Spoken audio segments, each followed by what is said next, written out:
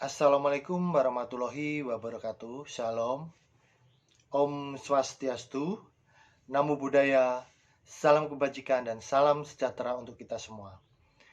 Perkenalkan, saya Eko Purwono dari UPT Pelayanan Sosial Tresna Warda Blitar, peserta Diklat Dinsos Jatim 2022 Angkatan 8. Pada kesempatan kali ini, saya memaparkan mengenai metode dan teknik pekerjaan sosial yang diterapkan di UPT PRSMP Surabaya.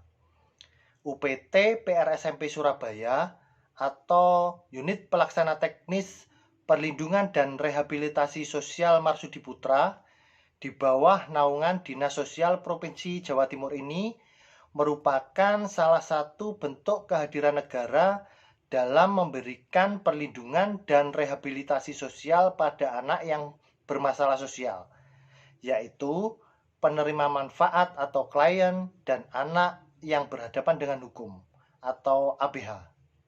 Visi dan misi UPT PRSMP Surabaya. Misi, anak semakin sejahtera bersama UPT PRSMP Surabaya. Dan misinya, perlindungan sosial anak, pemenuhan kebutuhan dasar anak, pemulihan fungsi sosial anak, pengembangan potensi anak, dan membangun jejaring kerja. Persyaratan calon klien atau penerima manfaat dan ABH, anak berhadapan dengan hukum. Yang pertama, laki-laki usia 12 sampai dengan 18 tahun. Yang kedua, sehat rohani. Yang ketiga, memiliki orang tua atau wali. Dan yang keempat, rujukan dari instansi yang berwenang. Anak berhadapan hukum atau ABH adalah anak dengan kenakalan yang telah diindikasikan melakukan pelanggaran hukum atau tindak pidana sehingga berhadapan dengan proses hukum. Penerima manfaat atau PM adalah penerima manfaat pelayanan dan pelindungan dalam praktek pekerjaan sosial yang meliputi individu, keluarga, kelompok, serta masyarakat. Adapun metode dan teknik pekerjaan sosial yang diterapkan di UPT PRSMP Surabaya ialah 1. Pekerjaan sosial dengan individu atau social casework. Di sini ditujukan untuk melayani atau memperbaiki keberfungsian klien melalui bimbingan fisik maupun bimbingan mental. Dan yang kedua, pekerjaan sosial dengan kelompok.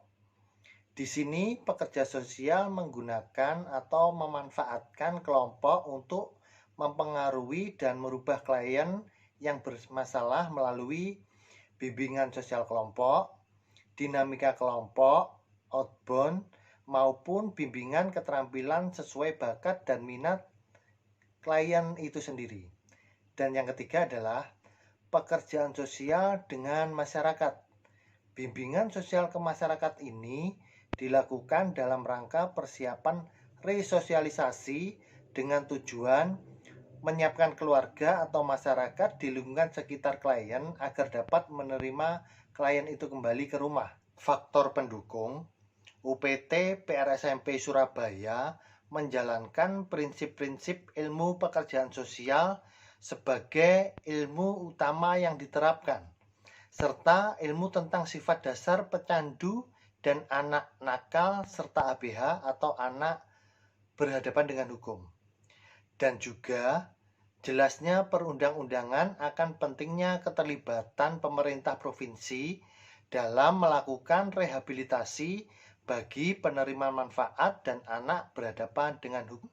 Adapun faktor penghambat di UPT PRSMP Surabaya, penurunan kualitas dan kuantitas sumber daya manusia, sarana dan prasarana di Jalan Dukuh Kupang atau menuju tempat lokasi UPT dalam kondisi rusak.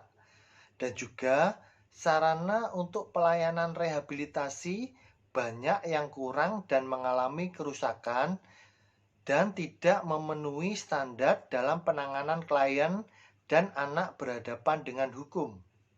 Dan yang terakhir, saran saya dan rekomendasi bagi UPT PRSMP Surabaya. Yang pertama, peningkatan kompetensi sumber daya manusia dengan in-house training atau diklat, serta penambahan personel yang berkompeten. Dan yang kedua, sosialisasi keberadaan UPT PRSMP Surabaya dengan membuat leaflet, brosur, serta menggunakan media sosial elektronik seperti Facebook, Instagram, TikTok, Twitter, dan media lainnya. Dan yang terakhir, membuat usulan untuk renovasi dengan mempertimbangkan lingkungan sekitar dan lokasi perbaikan. Demikian pemaparan saya mengenai metode teknik pekerjaan sosial yang diterapkan di UPT PRSMP Surabaya. Mohon maaf jika ada kekurangan dan salah-salah kata. Akhir kata saya ucapkan terima kasih. Wassalamualaikum warahmatullahi wabarakatuh. Salam sejahtera, selalu bersyukur dan tetap semangat.